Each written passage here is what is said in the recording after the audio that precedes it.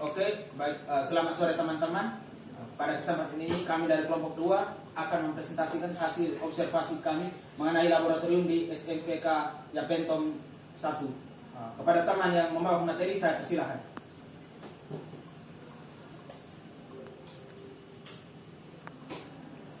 Oke, baik, saya akan melanjutkan apa yang telah dijelaskan. Sebelumnya terima kasih atas waktu dan kesempatan yang telah diberikan. Di moderator, yang paling pertama yang akan saya jelaskan adalah tentang profil sekolah. Oke, sekolah yang menjadi tujuan atau sasaran kami melakukan observasi adalah SMPK Yapentom 1 Maumere yang dipimpin oleh Bapak Kepala Sekolah atas nama Gradus Maniela dengan gelar Sarjana Agama.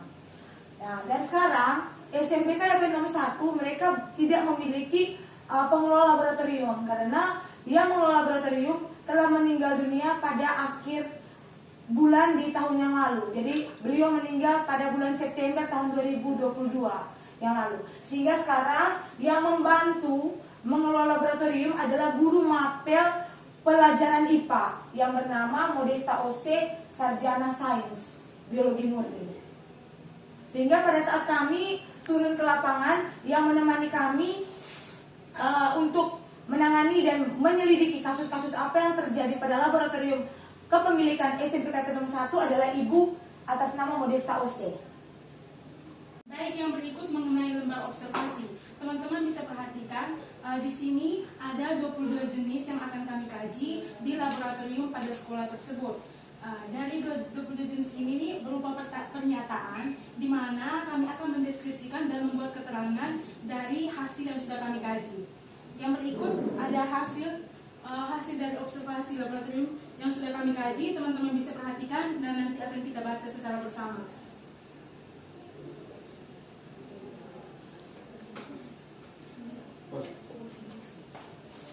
Yang berikut ini adalah fasilitas laboratorium.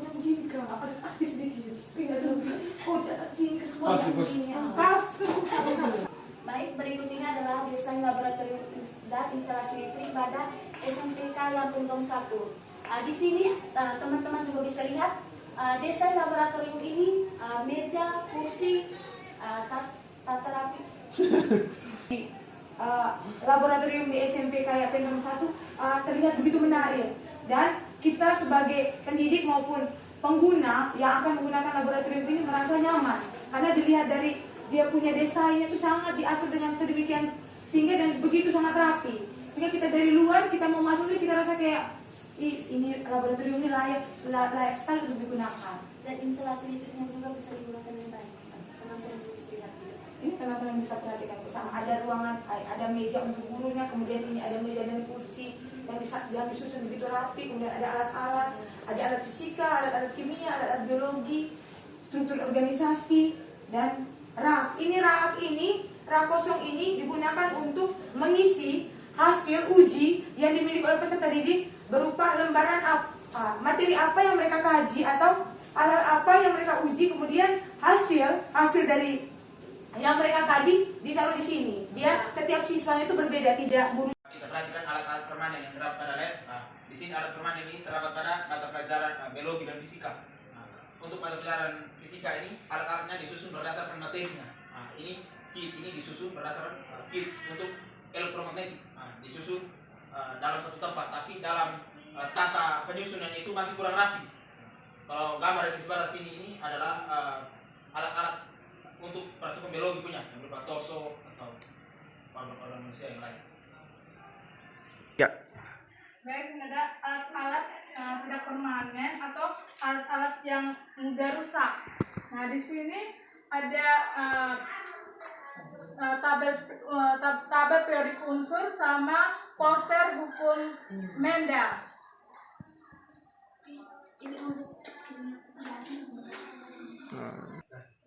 Baik, yang berikut mengenai organisasi laboratorium.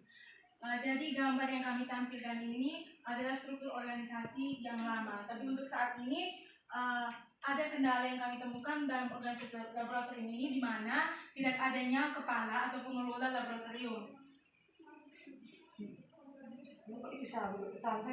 Baik, di sini adalah inventaris alat dan fasilitas laboratorium. Nah, di sini teman-teman bisa lihat di sini ada buku administrasi tentang mengenai inventaris alat dan fasilitas laboratorium, dan di sebelah adalah catatan mengenai alat-alat yang ada di laboratorium tersebut.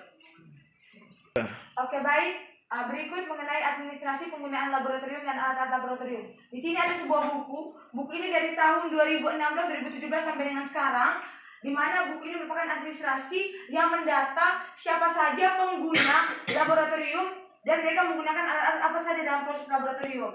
Kemudian administrasi peminjaman alat laboratorium. Ini yang dimaksudkan adalah alat-alat apa yang dipinjam dari laboratorium untuk melakukan praktikum di dalam kelas, sehingga perlu didata dalam buku ini, sehingga proses administrasi atau keluar masuknya sebuah alat itu didata di dalam buku ini. Oke, baik, selanjutnya adalah keselamatan kerja. Namanya kita menggunakan ruang laboratorium, tidak menutup kemungkinan bahwa akan terjadi suatu permasalahan atau cedera, sehingga diperlukan untuk menyiapkan P3K, dan laboratorium ini juga mereka menyediakan kotak P3K yang di dalamnya berisi bahan-bahan dan obat-obatan yang berfungsi untuk membantu kita ketika mendapat cedera. Baik, yang berikut kasus-kasus yang kami temui di dalam laboratorium sekolah tersebut. Yang pertama mengenai organisasi laboratorium, di mana tidak ada pengelola laboratorium. Terus yang kedua ada kebersihan laboratorium, di mana ruangan laboratorium itu jarang digunakan sehingga tidak dibersihkan atau ditata dengan baik. Terus yang ketiga ada instalasi gas, di mana di dalam laboratorium tersebut tidak ada tabung gas. Terus yang keempat pembuatan alat fisika sederhana. Jadi di sana itu peserta didik tidak melakukan alat-alat peraga fisika sederhana. Hanya ada biologi saja. Ada biologi saja. Guru-guru di sana tuh lebih banyak dan lebih umumnya tuh guru pendidikan biologi, sarjana pendidikan biologi. Guru fisika sendiri itu tidak ada, sehingga untuk menciptakan suatu karya atau alat-alat sederhana yang kaitan eratnya dengan ilmu fisika itu tidak dibuat. Kemudian ruang kosong yang tidak digunakan dengan baik. Nah, di dalam ruang laboratorium itu ketika kita masuk ada 2 ruangan kosong yang tidak digunakan secara baik. Padahal ruangan itu tuh sangat baik untuk menjadi ruangan kepala laboratorium serta beberapa guru mapel yang berkaitan dengan IPA, sehingga laboratorium yang kosong itu bisa menjadi berwarna sesuai dengan sesuai dengan fungsi pengelolanya masing-masing. Jadi kalau ada guru IPA yang berkaitan dengan biologi, dia bisa mengkreasikan seperti apa, kemudian yang berkaitan dengan fisika seperti apa, begitu juga dengan kimia. Kemudian yang keenam, perencanaan kegiatan laboratorium dan pelaksanaan kegiatan laboratorium, di mana tidak ada perencanaan untuk melakukan suatu kegiatan di laboratorium secara baik dan pelaksanaannya juga tidak efektif. Yang terakhir, praktikum dan demonstrasi itu jarang dilakukan.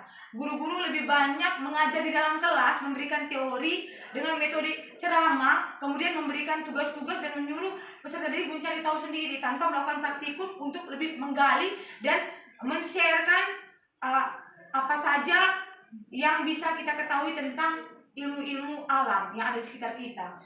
Bereksperimen.